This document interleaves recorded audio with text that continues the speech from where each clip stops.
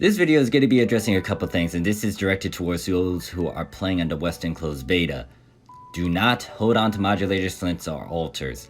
I don't care if you farm for them. If you do farm for them by accident, or if you do have a bunch of them right now, you should sell them, get rid of them, because here's the thing when it comes to those three abilities, or those three ability types. They're not used as much in the endgame. I will have a bunch of formulas pop up here and there, showcasing the endgame formulas that most people would run with, or what most people would ideally go for. If you're interested in looking at some other topic that I have on this thing, or something that might interest you, you can look in the description, there will be time skips. Here's another thing I do need to address though. When it comes to what augments you want to get for specifically, will it be on a unit or will it be on a weapon?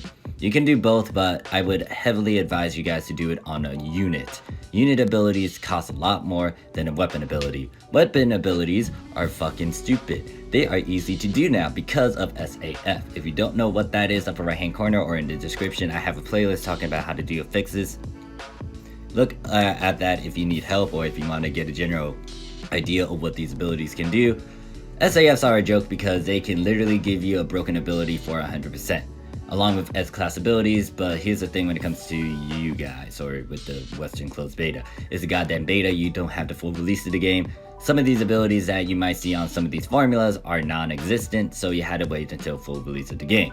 Should you go crazy with augments and abilities right now? Hell fucking no. I'ma say no. Because here's the thing, you don't have the full release of the goddamn game. That is extremely important because you put a shit ton of money into something that is only temporary, then you're gonna feed into something, you're not gonna get those abilities to carry over. And then granted that, if you look at some of these endgame abilities, they are a lot better than what you guys are able to do. You guys see on the screen that I'm gonna go to the Visa phone right now. I'm on Japanese PSO2 on ship 2. It's gonna be different from some of these other ships too. But the thing is this, modulator is stupidly expensive up there, but it's because no one's gonna use it. And granted that if you do use it, that means most likely you farmed for it and you wanted to use it. Same can be said with flints and alters. Do whatever you want to do, but here's the thing, are you going to get a profit from these abilities? No, because they're not that great. You'll see that almost all the formulas that I display on the screen, you don't see a bunch of those modulators or flints. If you see it on a weapon though, there's an easy way to actually get that ability on a weapon. Once again, SAF. And when it comes to power leveling too, they don't do advanced quests over there in the end game. There's several other methods when it comes to spamming them and actually getting a ton of levels, excuse me. So advanced quest isn't that great. A bunch of people don't farm for clones. If you are doing it over there in the Western PSO2, because most likely you are, because that's all you guys got when it comes to power leveling along with urgent quests and some other things, go ahead and sell them, don't keep them, get rid of them. So you might be wondering, what ability should I go for, Morph? What can we farm over here? I'm gonna suggest one ability, but I'm gonna save that at the end of this video because I have no clue if that mode is available to you guys. The thing you want to aim for though are a lot of episode 2 souls, especially on a unit and if it's actually 5 or higher. Because here's the thing, when it comes to a certain ability, Magi the Soul, Acti Soul, Tail the Soul, you'll see it on a couple of units. Those require an episode 2 boss, and here's the thing about your content right now. Most of you guys are fighting against episode 1 to 2 to 3 bosses, especially because you guys are doing advanced quests. You can actually stock up on Fang Soul, for example, a 6 slot Fang Soul on a unit. That would actually be very useful for you later, because when you do a formula later to actually get like Till the Soul, Magi the Soul, or Acti Soul, you're gonna need that.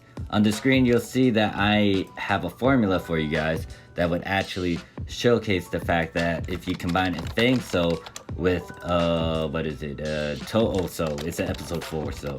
It doesn't have to be this particular Soul, but there's like 3 episode 4 Souls you could use to combine it with Fang Soul, and then you can actually make Actil, Magi, or Ares' Soul. This is a unique soul that you actually had to combine 2 souls so you can get this thing.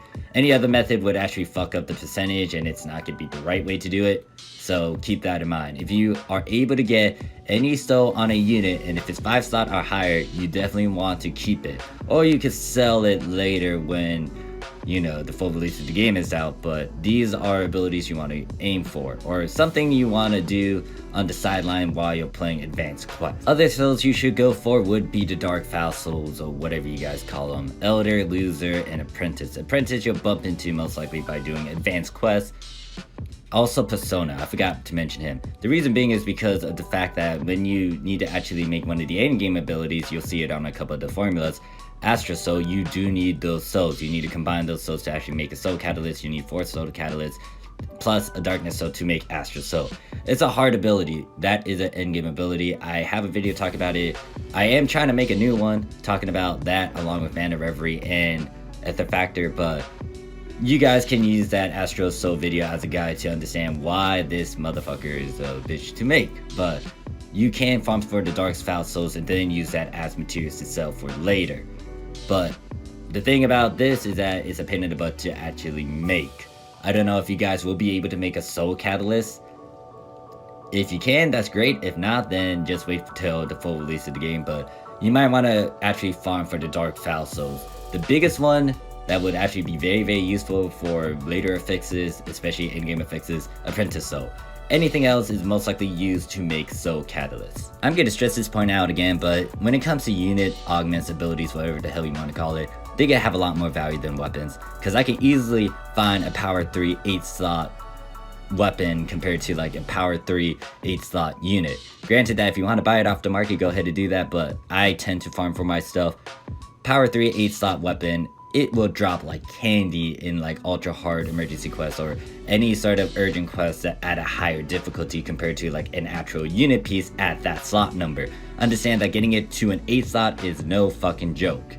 If you can get it as a natural drop, that is good on you. That's a huge plus. You can sell it, you can use it in your own formula. Thing is, the higher the slots on a unit, the better. This last ability I'm gonna recommend is optional. It's optional. You don't need to do it, and here's another problem. I have no clue if the Western closed beta actually has this feature.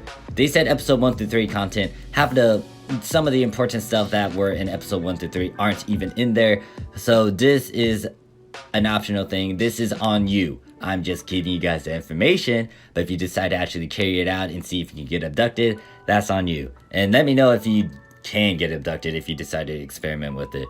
But the thing is, you want to get abducted, and you might be wondering, what is abducted?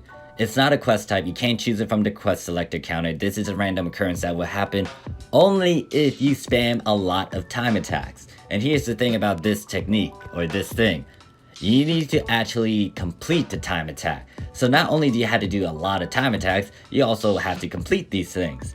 And it's going to be random chance. The higher the difficulty, the better. So I would advise you guys, if you plan to do this, you want to do it on super hard.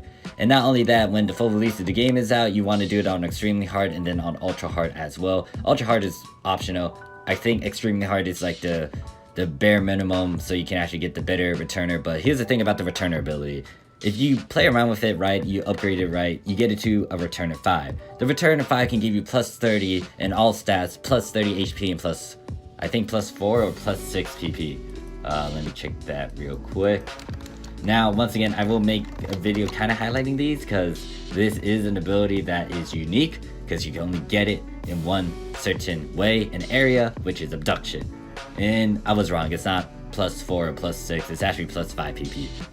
But yeah, this thing is an ability that some endgame players would go for. Now, here's the word, some, or a decent amount. It just depends on who it is, but it's going to be a high buyer regardless, because it's an all-stat ability. I am using old footage from like 2016, and it's questionable, but hey, look, it's showcasing my point. Do you have to do this? No, it's optional. If you're bored with some of the content and you want to experiment and see if you can get abducted, go ahead and do that. Do it on super hard. But I'm just giving you guys the information when it comes to this certain ability, because it was a thing in the past. This thing was farmed for a bit when it came to like episode 2 and 3. I didn't cover every little thing when it comes to abilities you should farm for or get, but this is just the general gist of it. Don't keep modulator Flint's altars. I will say that. If you want to use them, that's on you. Go ahead to do so, but in terms of profit, it's not going to be a big thing later. Yes, you could try to get it to sell, but once again, people are going to go for something else, and depending on how they go about it, and depending on what you're selling in particular, if it's going to be weapon or units, then everything's gonna be iffy. It's situational.